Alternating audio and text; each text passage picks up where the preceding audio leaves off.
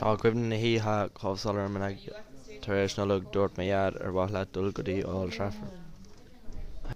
Fuair mé iad ceithre ticket do cluiche Manchester United versus Arsenal. Chuaigh mé agus na téileach go dtí bailiatha clia agus dána mar le mantín.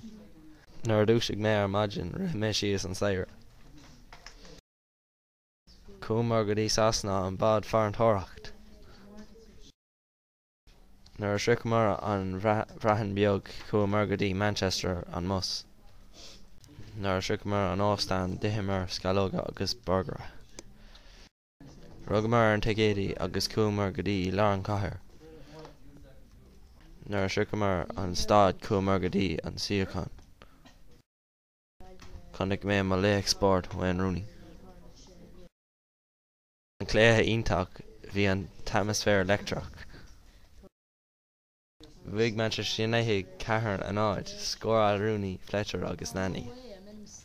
Bhí an slua físeán bhí gach duine ag canna. Fór Rooney fear an cluiche bhí áthas an domhnarm. Nuair a chríochnaigh an cluiche chuaigh mé go dtí an Manchester United megastar. Cheannaigh mé tíléna nua. Siúlamar go dtí an mus. Cúmar go dtí an óstán agus déach mé ar match de dé. Cuddal mé agus snáb an oíche sin agus nuair a dúisigh mé ar maidin cúmar go dtí an bad fear an tóracht.